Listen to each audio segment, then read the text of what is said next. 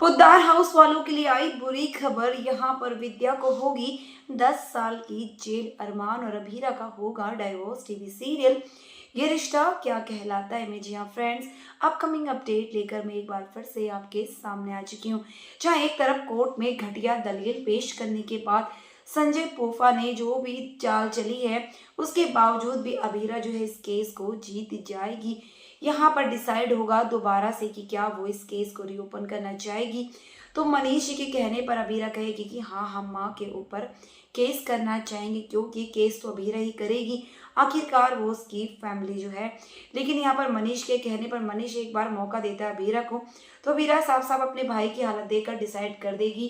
Court में यहाँ पर इतना सब हो जाने के बाद अपोजिट जो कुछ भी संजय फूफा साथ करते हैं, लेकिन इसके बीच भी कुछ ऐसा होता है कि जिसके चलते कोर्ट में विद्या अपना गुनाह कबूल कर लेती है।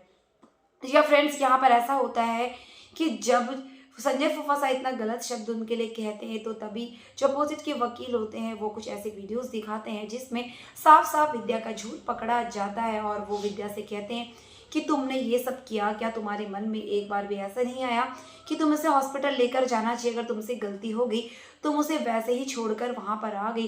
अब यहाँ पर विद्या के मुंह से निकल जाएगा कि मैं गिल्टी हूँ और अपना गुनाह एक्सेप्ट कर लेगी विद्या सबके सामने, कोर्ट के सामने। यहाँ पर विद्या एक्सेप्ट कर लेगी अपने आप को।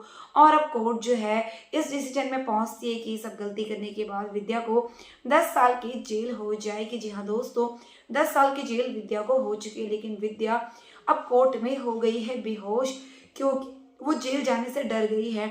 अब उसे अपनी गलती तो एक्सेप्ट कर ली है। यहाँ पर इस तरह की दलील होती है कि विद्या एक्सेप्ट कर लेती है, लेकिन कोर्ट कुछ भी नहीं सुनती और विद्या को 10 साल की जो है वो जेल दे देती है।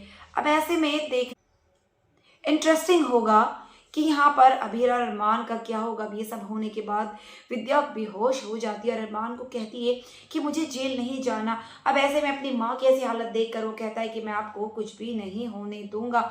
अब कोर्ट में विद्या बेहोश हो गई है। अब यहाँ पर पुलिस वाले उसे लेकर जाने वाले हैं, तभी यहाँ पर अभीरा आएगी और पानी पिलाने की कोशिश करेगी, लेकिन अरमान जो है वो अभीरा के हाथ से पानी की बोतल फेंक देगा और कहेगा तुम ही मेरी माँ की इस हालत की जिम्मेदार, अब तुम जिंदगी भर इस गिल्ट में जियोगी और आज के बाद से तुम्हारा और मेरा कोई रिश्ता नहीं है।